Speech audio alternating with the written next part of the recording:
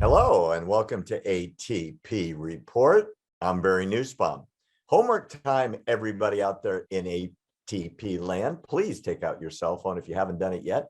And with a blank text message, send the message truth, TRUTH, to the address 88202. Push send. It'll sign you up to be on our text message alert system. You get every show we do, just like this one, absolutely for free, right in the palm of your hand.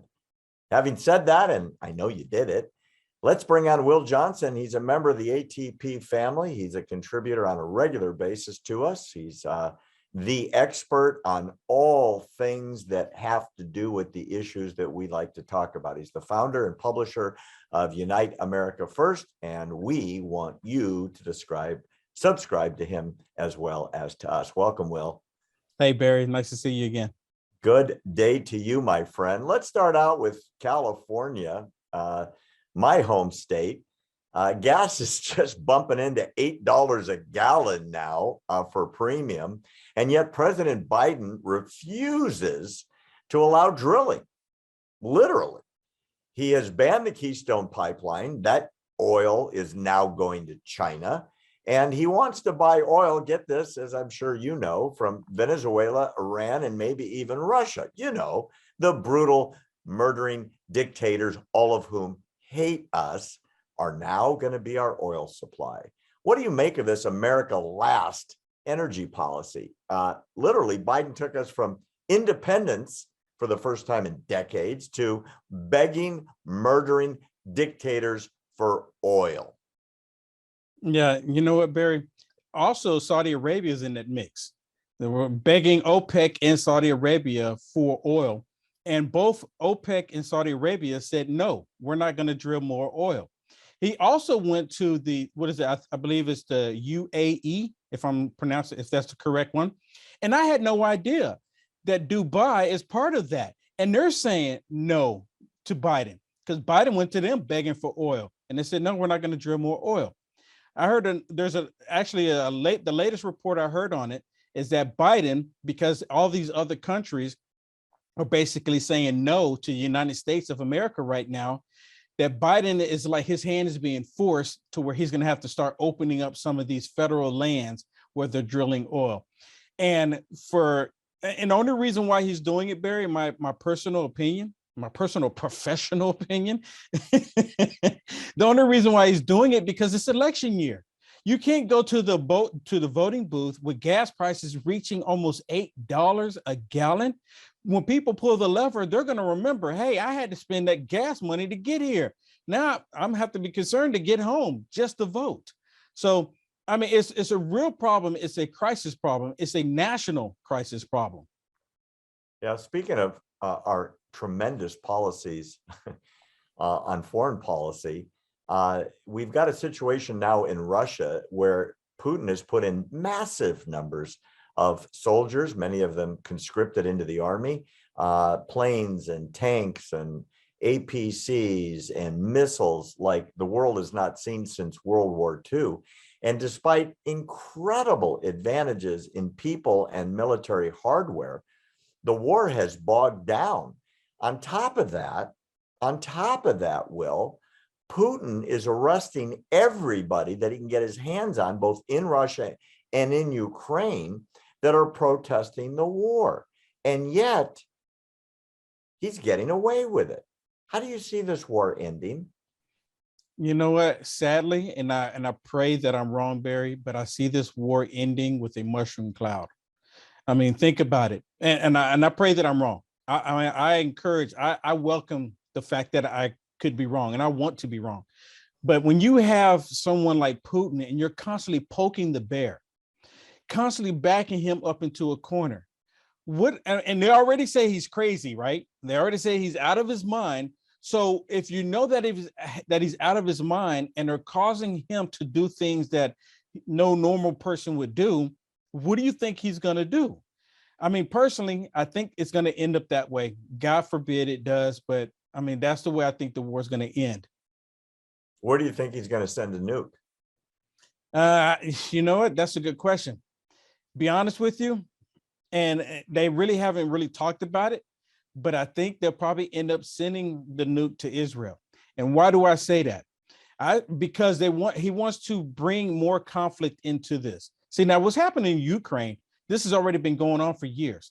And a lot of people still don't know that Russia and Syria, they're having war games per se, right there at the northern border of Israel. And they're mounting up, and they've never liked Israel. Just to be blunt with it, they've already expressed it, how much they dislike Israel. And I'm talking about Russia. But I don't know if they're going to actually, nuke them. And like I said, I pray that I'm wrong, but it won't happen. It won't happen because the Iron Dome it's pretty good. Now the nuclear fallout will hit other countries before it gets to that point. I disagree with you, but we'll see. I mean, this is times that we have not seen since the days of Hitler in the 40s. And you know what, Barry? We're in unknown territory. Exactly. And I want to be wrong. I really do. I want to be wrong. I hear you. Yeah. There's a spectacularly unsuccessful political leader, not in the magnitude of Putin, in Georgia, named Stacy Abrams. She ran for governor. She runs for senator. She runs for everything. She plans on being president of the United States someday, in spite of being a loser at the box office. I should say the ballot office frequently. And yet, despite failings, she was just announced as president of the entire planet Earth, at least on Star Trek, on television.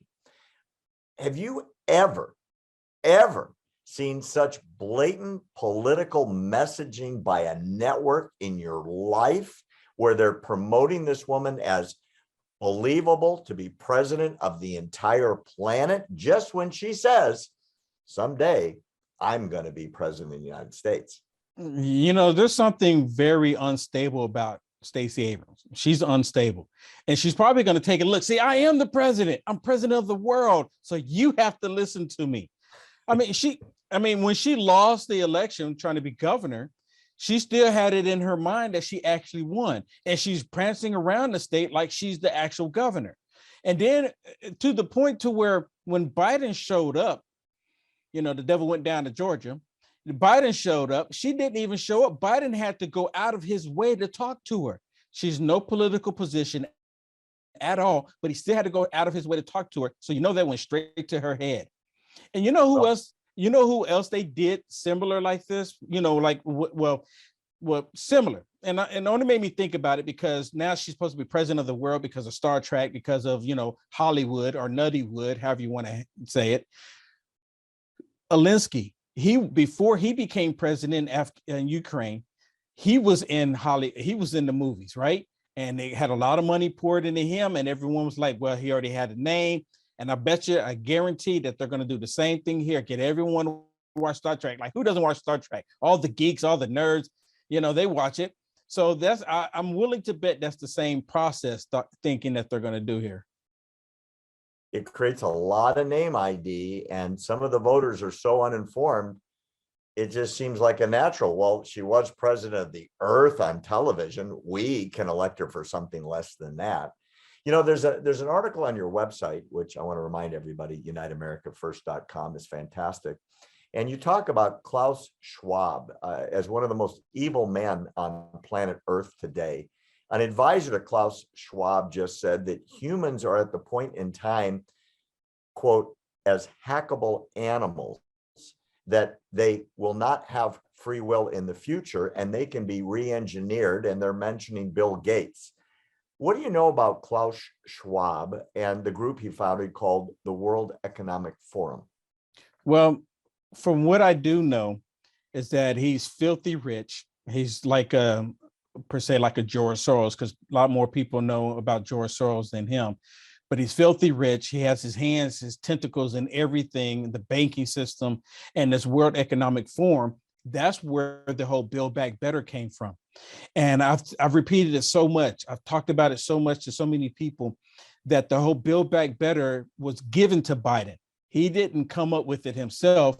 So this had this one word agenda that they're wanting to push. And because of this one word agenda, that's where the economic forum comes into play. That's why you hear Macron. That's why you hear Biden. That's why you hear other world leaders especially those in NATO, talking about the economic forum, even Trudeau. And they all have pictures, they all have meetings where they met together. So this is what personally, this one world order, what the Bible has been talking about. Many people see it, talking about the uniting the nations all together during the last days, and many people, many cultures will recognize it. And I think we're just seeing it unfold right now. Well, tell people where they can find out about you and read your daily information that you put out. If simply just go to uniteamericafirst.com and you'll find everything about me there. Perfect. And I advise all the ATP people out there around the world watching this today, check out Will Johnson. It'll be good at the beginning. Do it and take out yourselves to the number 88202, the word truth in the message box, push send. You'll be signed up instantly. You'll get all of our shows just like this one with Will for free. Thanks for joining us today for ATP Report. I'm Barry Nussbaum.